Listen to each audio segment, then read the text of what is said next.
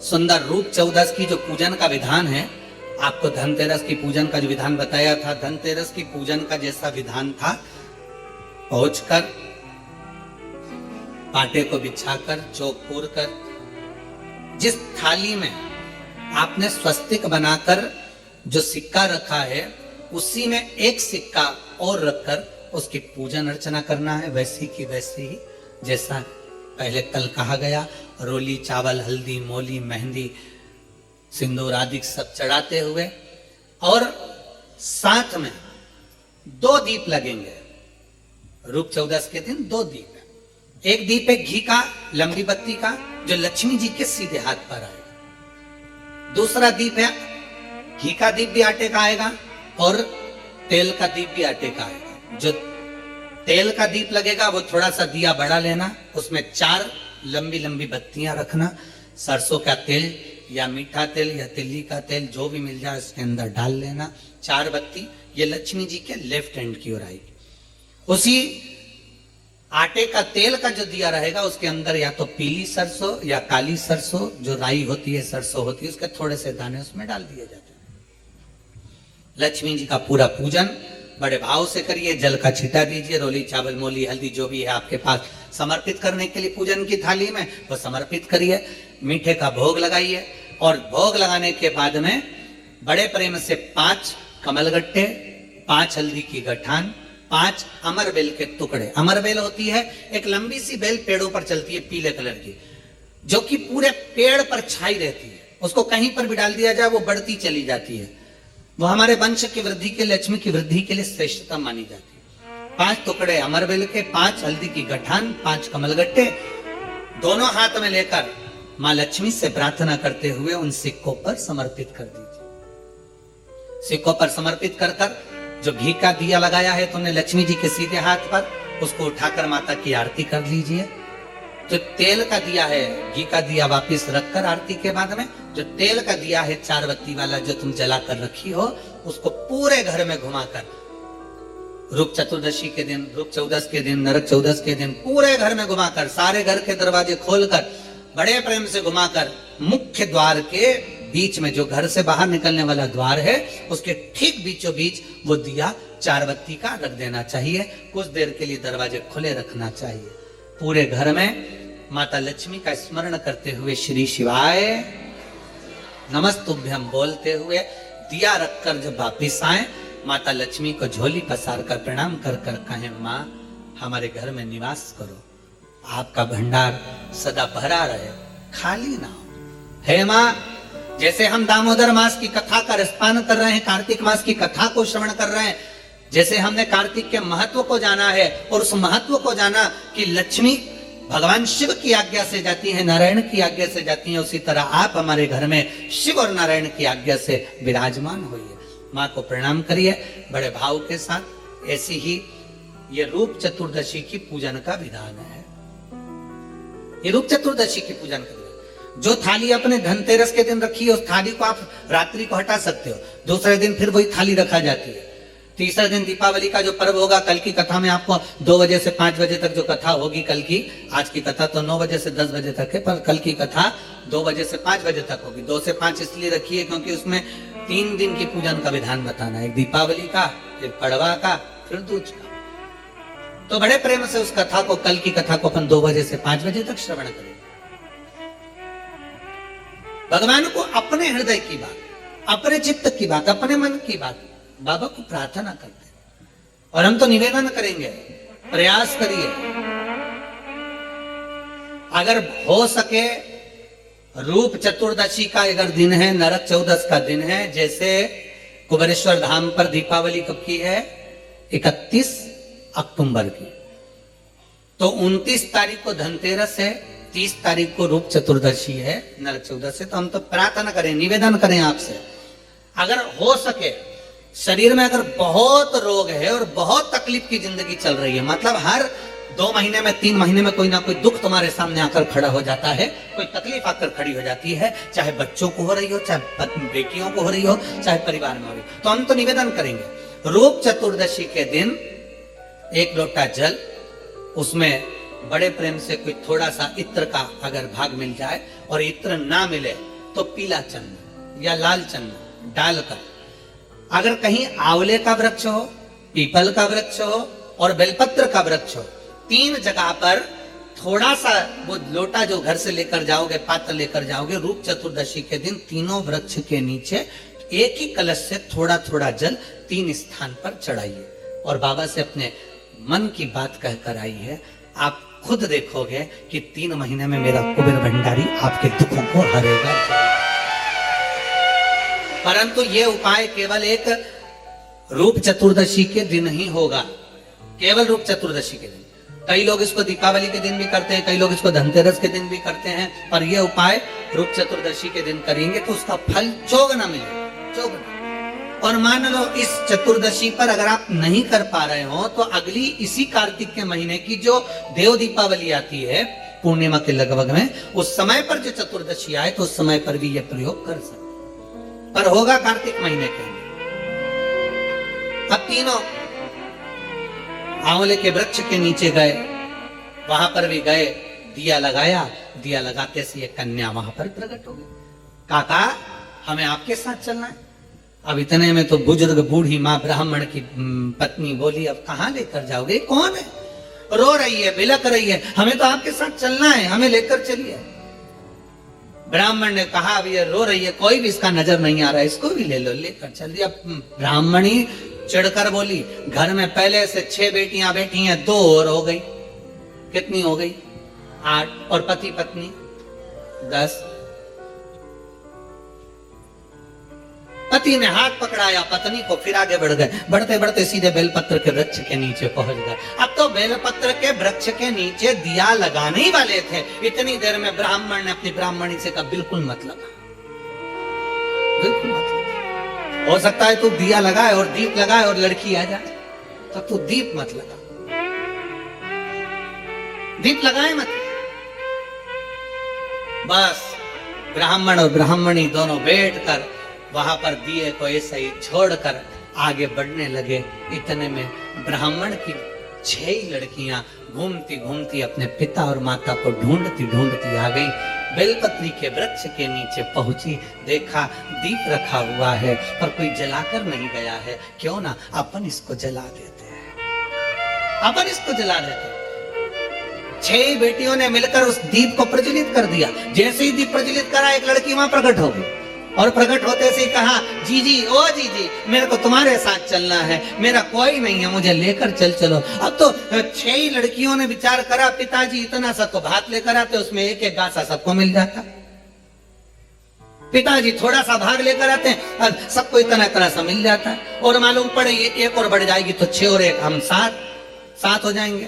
लड़कियों ने एक कहा कि देख भाई हमारे पास में तो वैसे खाने का कुछ भी नहीं है। इतने में वो कन्या जो बेलपत्री के वृक्ष के नीचे से प्रकट हुई, उसने कहा जी मुझे कुछ खाने को मत देना, मैं तुम्हारे सारे कपड़े भी धो दूंगी, बर्तन भी मांज दूंगी, तुम्हारा भोजन भी बना दूंगी, तुम जैसा बोलोगे मैं वैसा कर दूंगी। उसमें एक बहन बड़ी चतुर थी,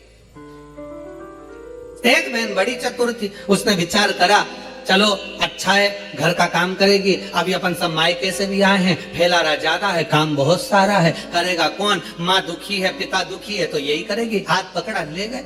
अब तो चलती चलती वो लड़की बोली मेरे तो पांव दुख रहे हैं, मुझसे चलता नहीं बने। तो उसमें से एक चिल्ला के बोली कि तब से चलता नहीं बने तो तू आई क्यों, जा वापिस जा। नहीं मेरे को तुम कंधे पर बिठा लो, मैं आराम से चली जाऊंगी। अब इनको क्या मालूम था, बताओ, हम तो अच्छे के लिए लेकर गए तो ऊपर से कंधे पे चढ़ गए।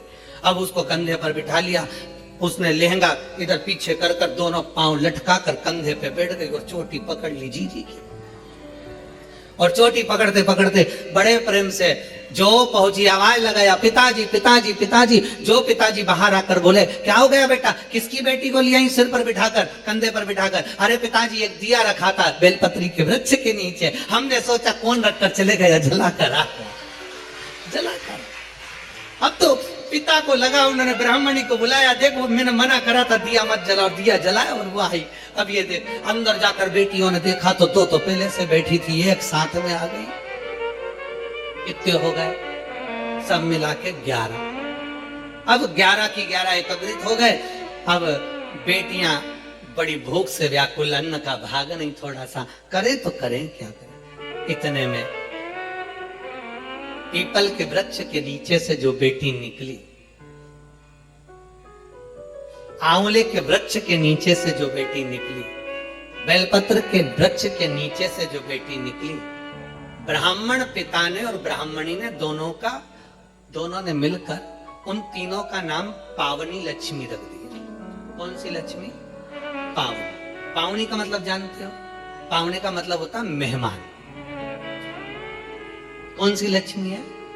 पावनी लक्ष्मी, मतलब हमारे घर में मेहमान बनकर कोई लक्ष्मी। अब ब्राह्मणी ने पूछा कि इनका नाम क्या रखे, तो क्या रख दो पावनी लक्ष्मी। अब इन्होंने नाम रख दिया पावनी लक्ष्मी। अब तीनों को नाम पावनी लक्ष्मी। अब एक ने कहा, जो पीपल के वृक्ष के नीचे से निकली, मैं जाती हूँ अभी भोजन बनाती हूँ। तो इतने में ब्राह्मणी आंख में आंसू भरकर बोली, बेटी तू इतनी सी तो रखी है, भोजन क्या बनाएगी, कुछ भी तो खाने का नहीं है। अपन एक काम करेंगे, कल भिक्षा मांग कर लाएंगे तब बनाएंगे। इतने में लक्ष्मी ने उसी समय पावनी लक्ष्मी बोली, माँ तू तो बर्तन बता दे, बर्तन कहाँ रखा है, बस बर्तन बता, मैं बना दूंगी। तो बनाएगी क्या, अन्न हो घर में तो बनाएगी ना। अरे माँ तू बता तो सही, तू मुझे बता कहां रखा है। तो इतने में ब्राह्मणी ने पूछा, घर में अन्न नहीं है तो तू देगी क्या।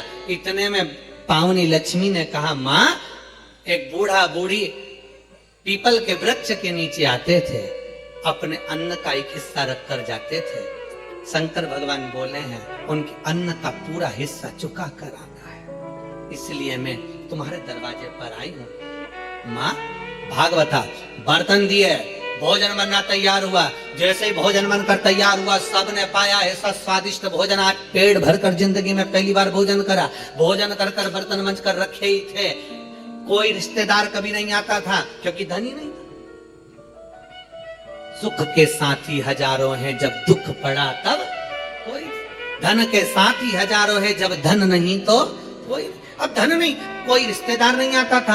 आज सब भोजन कर कर आराम से बच्चक होकर खूब आनंद में रह रहे थे, खूब प्रेम से बात कर रहे थे। इतने में जो मामा कभी नहीं आता था वो मामा आ गया, और मामा आकर दरवाजे लगाया, दरवाजा बजाया, और आवाज बजाकर जैसे दरवाजा बजाया, जीजी आई बाहर। बहन ने कहा, भैया तू इतने सालों के बाद आज आया है, कैसे आना हुआ। बहन यहाँ से निकल रहा था, बहुत भूख लग रही थी, सोचा तेरे घर का भोजन करते हुए चले जाऊं। अब ब्राह्मणी ने मन में सोचा, जो भोजन था वो तो सब हम खा गए, 11 की 11 पूरा निपटा गए, कुछ बचा तो है, अब तुझे दे तो दे, क्या प्रदान करे। इतने में दूसरी लक्ष्मी, पावनी दूसरी लक्ष्मी आंवले के वृक्ष के नीचे की बोली, अरे माँ क्यों चिंता करती है, तुम्हारा मामा, तुम्हारा भाई, हमारा मामा, बेटा अभी हमें भोजन बना के लाती हूँ। दूसरी ने जैसे कहा भोजन, तो इतने में ब्राह्मणी ने कहा कि भोजन पहली वाली तो दे दी पीपल का भाग, अब तू कहाँ से लाएगी। दूसरी बोली, एक ब्राह्मण ब्राह्मणी आते थे, आंवले के पेड़ के नीचे भिक्षा रख कर जाते थे,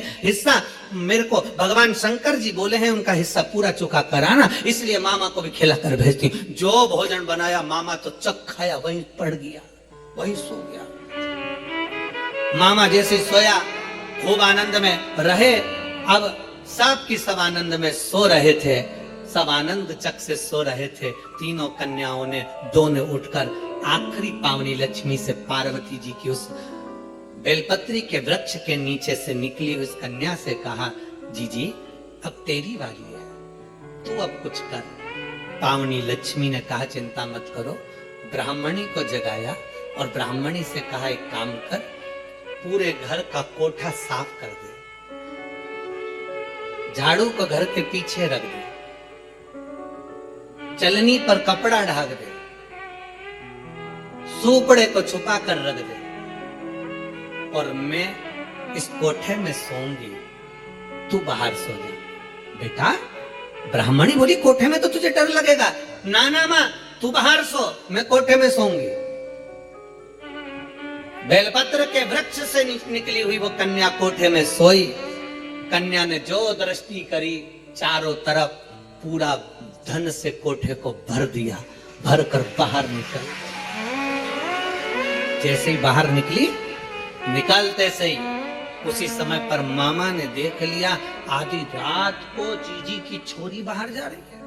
अब उसको क्या मालूम था, मामा कभी जिंदगी में आया हो तो मालूम हो कि जीजी की छोरी 6 थी, ये तो दिखने में कितनी हो गई, पूरी की पूरी ना। उसको क्या मालूम, जीजी की छोरी बाहर जा रही है, इतने में मामा उड़ गए। मामा ने उठकर हाथ पकड़ लिया, हाथ पकड़कर कहा बेटी कहाँ जा रही है? तो इतने में कहा बस मेरा काम था पूरा कर दिया, मैं जा रही हूँ। मामा जी बोले कभी मामा के घर नहीं आएगी? तो इतने में बोली अभी चल अभी चलो। हाथ पकड़कर मामा बेटी को घर लेकर गए। मामा की दशा भी ठीक नहीं थी। कहा मामा चलनी को ढाक दे, झाड़ू पीछे रख दे, कोठे को लेपन कर दे, मैं यहाँ सोऊंगी। मामा कहे बेटा अकेली कहाँ सो पाएगी? कहा मामा तू जा। मामा को बाहर भेजा, कोठे को धन से भर दिया। तीनों बेटियां एक जगह से इकट्ठी होकर चली तो ब्राह्मणी ने हाथ जोड़कर कहा तुम कौन हो? कौन हो?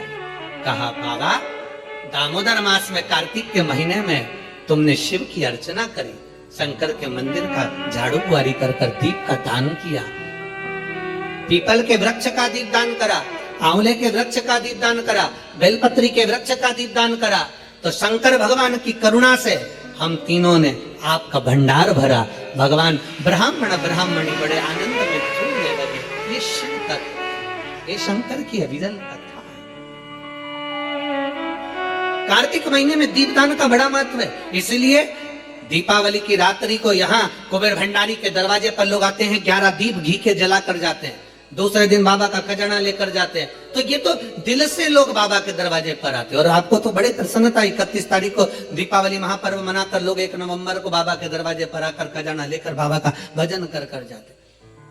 कभी मौका लगे तो दीपावली की रात्रि को आकर एक बार दर्शन करना बाबा के धाम का। ऐसा लगता है पूरा बैकुंठ और कैलाश मेरे बाबा का इस कुबेरेश्वर धाम में आकर बस जाता है। पूरा बैकुंठ कैलाश सारे तीर्थ होकर आइए और एक बार कुबेरेश्वर धाम होकर जाइए।